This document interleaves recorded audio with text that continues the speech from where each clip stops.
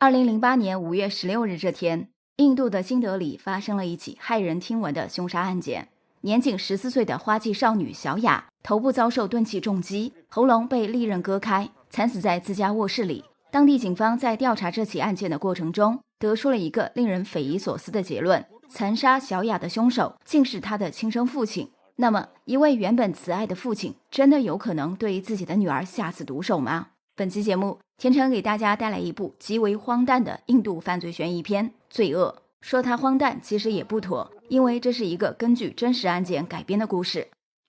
故事的主角雅舒和雅沈是印度新德里的一对相濡以沫的中年夫妇，两人的职业都是医生，共同经营着一家私人诊所。夫妇俩有一名14岁的可爱女儿小雅，一家三口的生活原本平静而幸福。然而，这份平静和幸福却在2008年5月16日这天彻底画上了休止符。这天早晨6点钟，睡梦中的雅舒和雅沈忽然被一阵门铃声吵醒。来人是照例上门打扫卫生的清洁女佣。通常情况下，女佣来上班时都是由常居在雅舒家的男管家起床开门，因而在听到门铃声后，睡眼惺忪的雅舒和雅沈并不打算马上起床。令夫妇俩感到奇怪的是，今天的门铃声一直响个不停。男管家迟迟没有去给女佣开门，雅沈被门铃声吵得烦躁不安，只得亲自下床，走向自家的大门。雅舒和雅沈家的屋子构造比较特别，通向屋外的大门总共有2道。当雅沈准备打开第一道门时，发现这道门被人从外面扣上了锁扣，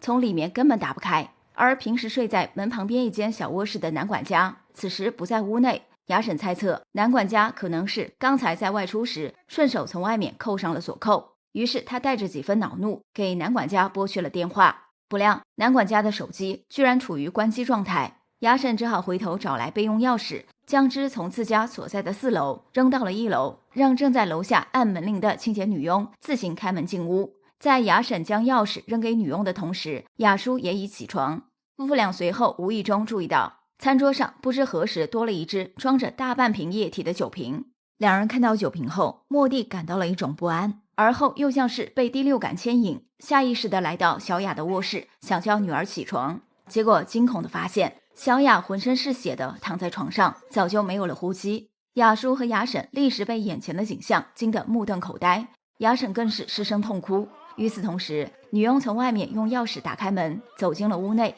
并很快看到了小雅惨死的一幕，也吓得愣在当场，不知如何是好。雅舒在稍稍平复了一下情绪后，急忙拨打了报警电话。半个多小时后，当地警局的刑警队长老胡带队赶到现场，但老胡的办案手法十分粗糙，他既没有封锁现场，驱散闻讯赶来围观的周边邻居，也没有对现场的指纹、血迹之类的线索进行勘查取证，只是让人随便拍了几张现场照片，然后向雅舒和雅沈简单了解了一下小雅生前的人际关系情况。由于现场没有财物丢失，门窗也没有任何破损痕迹，所以老胡初步推测是熟人作案，作案动机则无非是情杀或仇杀。不过雅舒和雅沈并不认可老胡的这个推论，理由是小雅的社会关系简单，从未与人结过怨，也没有早恋的迹象，因而死于仇杀和情杀的可能性都不大。而鉴于平时住在家里的男管家突然不知去向，手机又打不通，雅舒和雅沈不得不怀疑是男管家在杀害小雅后畏罪潜逃。老胡听了夫妇俩的分析，也觉得有道理，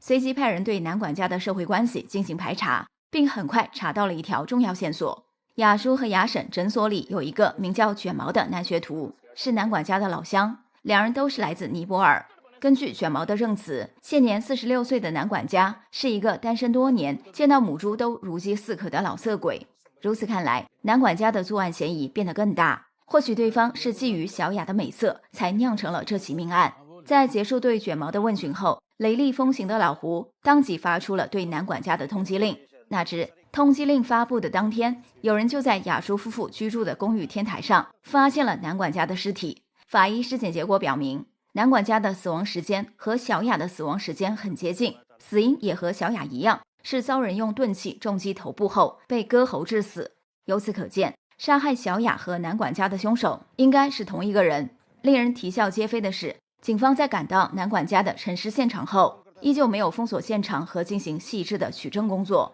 有些警员甚至嘻嘻哈哈地在凶案现场拍照留念。在此过程中，一名警员注意到距离尸体不远处的墙上印有一枚模糊的血手印，疑似是凶手留下。负责拍照的警员这才拍下一张血手印的照片，算是做了取证工作。当天夜里，一场大雨便将墙上的这枚血手印冲刷得一干二净。由于被通缉的头号嫌疑人也死于非命，警方的调查工作顿时陷入困境。而雅叔和雅婶夫妇只能按照当地习俗将小雅的遗体火化。接下来的几天里，案件的调查没有取得任何进展，直到媒体对这起案件进行了大肆报道，警局局长顶不住舆论压力，给老胡下了最后通牒，勒令其必须尽快破案。老胡直到此刻才终于紧张起来。可是警方在案发现场没能收集到什么有价值的线索，根本无从查起。这时，老胡手下的一名光头警员一拍脑门，提出了一个令人瞠目结舌的推测。他觉得杀害小雅的凶手可能是小雅的父亲雅叔，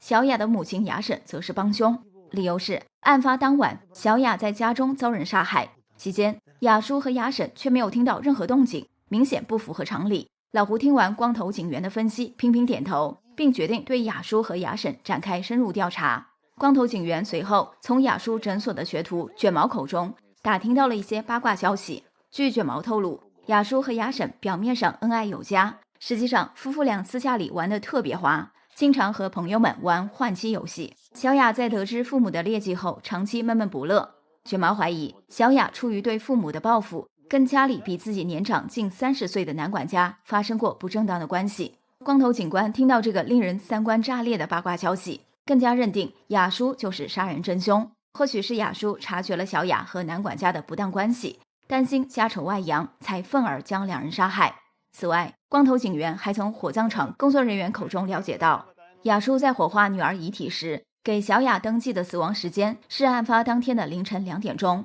倘若雅叔不是凶手，他怎么会知道女儿的具体死亡时间呢？光头警员随即将自己的调查进展同步给了老胡，老胡又迅速将这些信息上报给了警察局长。警察局长急于释放舆论压力，没有对卷毛提供的证词以及光头警员的推测做任何核实，就向媒体公开，警方已将雅叔锁定为杀害小雅的头号嫌疑人。沉浸在丧女之痛中的雅叔被带到警局才搞清楚，警方竟将自己当成了凶手。他强忍悲愤，一再解释称，案发当晚因为天气实在太热，他和妻子睡觉时开了一整夜的空调，直到凌晨5点钟，他在起床上厕所时才将空调关掉，并且夫妇俩卧室的空调噪音特别大，开启时几乎听不到卧室外面的响动，所以两人才没能发现家中当夜发生了命案。至于在火化遗体时将小雅的死亡时间写为凌晨2点钟，则是因为火葬场的登记人员要求必须给死者写明一个具体的死亡时间。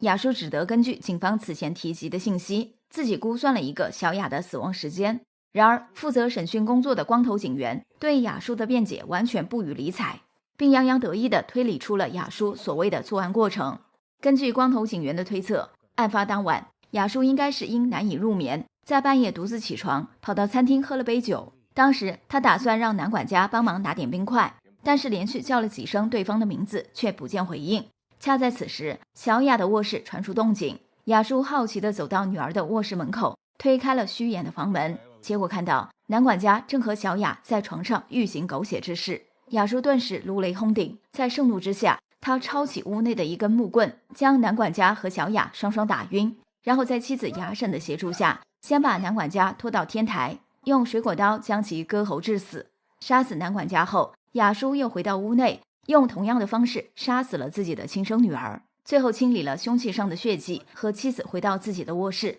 若无其事地继续睡觉。直到早晨6点钟时，夫妇俩才假装在清洁女佣面前发现尸体，并贼喊捉贼地拨打了报警电话。光头警官的这番对案发过程的推理，仿佛自己身临其境，而他对面的雅叔早已气得泪流满面。与此同时，尚未遭到警方拘捕的雅婶为了替丈夫洗脱冤屈，参加了当地电视台的一档访谈节目。她在节目中言辞恳切地声称，自己的丈夫非常疼爱女儿，从小到大都将其视若掌上明珠，又怎么可能残忍地将她杀害呢？节目播出之后，这起案件再次成为媒体关注的焦点。吃瓜群众看到相关报道，也都纷纷不相信雅叔会亲手杀死女儿。随着舆论的不断发酵，小雅遇害案受到了印度政府高层的关注。印度内政部长要求中央调查局彻查此案。中央调查局的资深警员马克很快接手了这起案件。随后，马克带人重新勘察了案发现场，可是由于此时距离案发当天已时隔多日，他们没能在现场找到任何有价值的线索。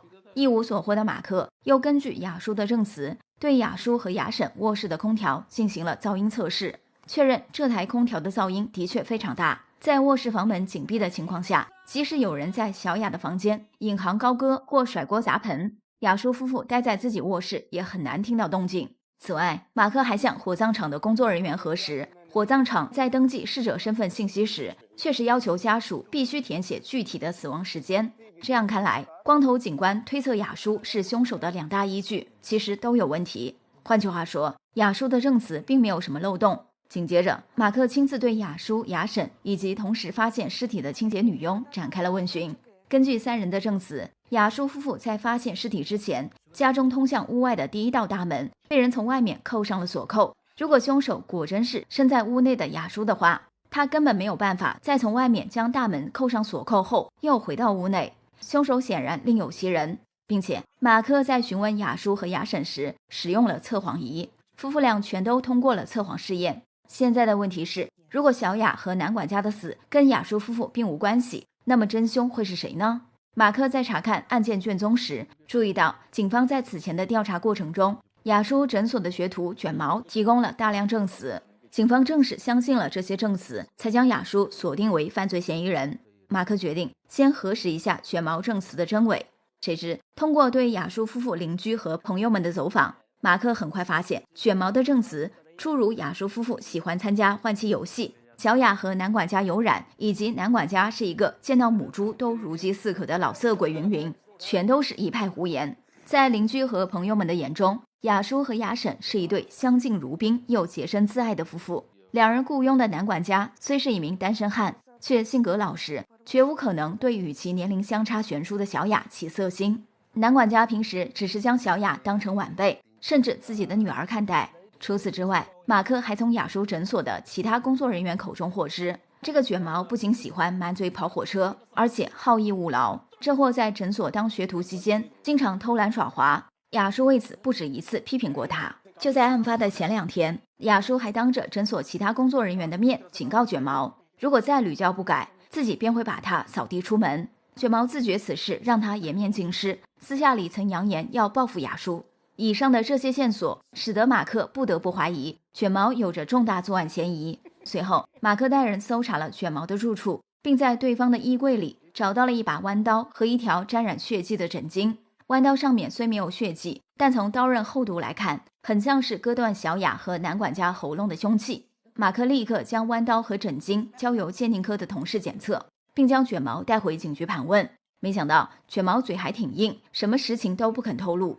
马克在征得上级的同意后，对其使用了药物催眠。随着特殊药剂注入体内，卷毛的精神陷入了恍惚状态。在精神医生的引导下，他向马克讲述了案发的经过。案发当晚，卷毛趁着雅叔和雅婶熟睡之际，和一个名叫阿三的小混混溜进雅叔家中找男管家喝酒。3人在男管家的房间里喝了几瓶酒后，卷毛和阿三借着醉意开启了男管家和小雅的下流玩笑。性格老实的男管家对此又羞又恼，一边声称自己只将小雅当女儿看待，一边催促卷毛和阿三赶紧离开。然而醉意上头的卷毛和阿三不但没有就此离开，卷毛还从男管家房间的抽屉里摸出一把弯刀，胁迫对方偷偷去餐厅再取一瓶酒来喝。男管家为了尽快打发走这2尊瘟神，只得就范。哪知在他出门拿酒时，卷毛和阿三竟悄悄跑到小雅的房间门口，意图闯进去欲行不轨。男管家见此情形，赶忙将刚拿在手里的一瓶酒随手放在餐桌上，而后冲上前想要制止2人。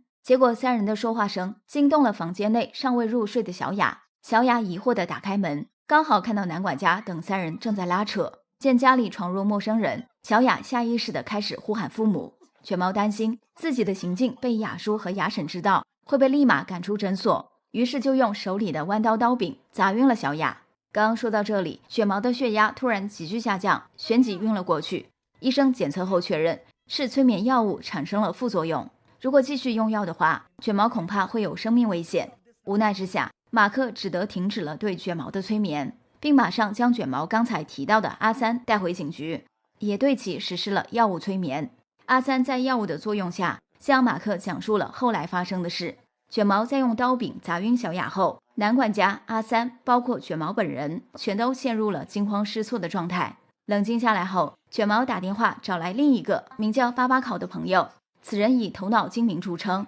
卷毛想请他帮忙想想办法，如何应对眼前的局面。不料巴巴考在进门了解情况后，吓得拔腿就跑。男管家见状，内心愈发慌张，嘴里不停地嚷嚷着要报警。卷毛和阿三害怕男管家情绪越来越激动，会吵醒雅叔和雅婶夫妇，慌忙将其拽出屋门，拖到公寓的天台上商量对策。没想到抵达天台之后，无论卷毛和阿三如何威逼恐吓，男管家执意打算报警，否则他将没办法向雅叔一家三口交代。卷毛在恼羞成怒之下，用手里的弯刀刀柄先是砸晕了男管家，而后割断了他的喉咙。在杀人过程中，卷毛还不小心在旁边的墙上留下了一枚血手印，只是他当时太过心慌，没有注意到这个细节。杀死男管家后，卷毛和阿三又一起回到小雅的房间，残忍地将小雅割喉致死。接着两人匆匆逃离了现场。离开之前，卷毛还顺手拿走了男管家的手机，并从外面扣上了第一道大门的门锁。男管家的手机后来被两人卖掉，案件至此算是真相大白。可是卷毛和阿三在清醒过来后，却矢口否认杀过人。按照相关法律规定，司法部门利用药物催眠从嫌犯口中获取的口供，并不能在法庭上作为证据。这下如何给卷毛和阿三定罪又成了难题。思来想去，马克想到了一个人，此人就是阿三在药物催眠作用下供述案发经过时提到的巴巴考。巴巴考曾去过案发现场，又被当场吓跑。如果能找到这个家伙，就能证明卷毛和阿三在案发之前去过雅叔和雅婶的家里。但让马克万万没想到的是，他仔仔细细排查了卷毛的社交圈，并未找到一个名叫巴巴考的人。好在这时，马克的上司老白给他带来了一个好消息。根据警局鉴定科同事的检测结果，在卷毛家中找到的枕巾上的血迹，正是来自雅叔家的男管家。不过，同样在卷毛家中发现的那把弯刀上没有检测出血迹残留，应该是被人细心清洗过。但凭借着枕巾上的血迹，应该能够将真凶绳之以法。在将好消息告诉马克时，老白还不忘提醒他今晚参加自己的退休晚宴。原来今天是老白最后一天上班，明天他就将开启悠闲的退休生活。在职期间，老白对精明能干的下属马克十分器重，马克自然对老白也是感恩戴德。当天晚上，他欣然赴约，参加了老白的退休晚宴，度过了轻松愉快的一晚。哪知第二天上班时，马克的好心情就一扫而空，因为新上任的领导勒令他必须立刻将指控卷毛的关键证据，也就是那条沾染血迹的枕巾，送往警局鉴定科重新检测。检测完之后，警局鉴定科的同事又改口称，此前的鉴定结果出了问题。鉴定科在案发后总共接受了2条几乎一模一样的枕巾，一条在死者男管家的房间发现，另一条在卷毛家中发现。而沾染血迹的枕巾其实是来自男管家的房间，因而不能作为指证卷毛的物证。马克对此感到难以置信，染血的枕巾分明是他从卷毛家中找到，怎么成了从男管家的房间发现的呢？肯定是有人从中做了手脚。他随即将自己的怀疑上报给了新领导。新领导安慰马克稍安勿躁，自己会查明此事。当天晚上，马克在路边大排档用餐时，听到大排档的老板喊了一声巴巴考这个名字。马克赶忙询问老板谁是巴巴考。这名老板跟男管家和卷毛一样，也是来自尼泊尔。他告诉马克，巴巴考是自己年仅10岁的儿子，他的儿子患有口吃的毛病。在尼泊尔，人们一般用巴巴考来称呼口吃患者。在获知这个信息后，马克很快带着搭档在卷毛的朋友之中找到了一个小结巴，并连夜将其带回警局审讯。小结巴原本什么都不肯说，直到被马克胖揍一顿，才磕磕巴巴地承认案发当晚自己确实被卷毛叫到了雅叔和雅婶家中。马克随后将小结巴受审的视频拿给新领导查看，不料新领导看完视频，认定小结巴是屈打成招，其证词根本不可被采纳。说着，新领导还拿出手机向马克展示了一段他殴打小结巴的偷拍视频。马克这才意识到是自己的搭档出卖了自己，他立即找到搭档，将对方痛打了一顿。结果他的这个行为正中新领导的下怀，新领导趁此机会将马克停职。我们知道，马克的任职单位是印度中央调查局，他的这位新领导和案发当地警察局的局长，也就是老胡的上司，是关系要好的朋友。警察局长此前已向媒体宣布，杀害小雅的头号嫌疑人是雅舒。如今马克接手此案，完全推翻了警察局长公布的结论。警察局长自觉这件事一旦曝光，自己不但会颜面扫地，恐怕连职位都会丢掉，所以他委托马克的新领导在物证上做了手脚。除此之外，马克的这位新领导和其旧领导老白之间向来不和。马克既然是老白器重的干将，也就成了新领导的眼中钉。新领导现在将马克停职，既是给好朋友面子，也是让自己心里舒坦。马克停职之后，新领导又任命了一个名叫保罗的探员接手小雅的遇害案，并暗示对方雅舒和雅沈才是真正的凶手。保罗听从领导指示，开始极力寻找证据，推翻马克的调查结论。他很快发现，马克认定凶手不是雅舒的关键原因，是案发之后雅舒家通往屋外的第一扇大门被人从外面扣上了锁扣，而雅舒身在屋内，根本不可能从外面扣上门锁。保罗随后仔细研究了雅舒家的布局，发现死者男管家的房间里也有2扇门，其中一扇门连通着客厅，另一扇门则连通着雅舒家2扇大门之间的走廊。只是通往走廊的这扇门后面堆满着沉重的杂物，平时从不打开。保罗据此推测，案发当晚雅舒是挪开了男管家房间另一扇门后的杂物，通过此门进入外面的走廊，扣上了大门的锁扣，然后又原路返回，将杂物重新堆好，以此伪造出凶手行凶逃离现场，并随手扣上大门锁扣的假象。保罗旋即将自己的推理结论上报给了新领导。由于先后负责侦办此案的马克和保罗调查结果完全不同，印度内政部长决定召开一场讨论会，让马克和保罗对对口径，好对外公布一个明确的结论，以免让媒体和吃瓜群众抓住把柄，再生事端。谁知马克和保罗在讨论会上各执一词，都认为自己的调查结论才是真相，而两人又都拿不出关键证据证明自己的结论。眼见讨论会就要闹得不欢而散，马克只得高唱主旋律，打起了感情牌。他告诉内政部长，冤枉一个无辜之人的后果要远比释放10名罪犯更为恶劣。印度刑法最重要的功能其实不是打击犯罪，而是保证法律不对无辜之人妄加惩罚。所以马克的建议是以证据不足为由封存此案，不再对任何嫌疑人提起诉讼。内政部长最终被马克说动，采纳了他的建议。然而谁也没想到，印度的司法部门并未接受行政部门的指令，法官最终在缺乏证据的情况下，判处雅舒和雅沈夫妇谋杀罪名成立，将夫妇2人同时判为终身监禁。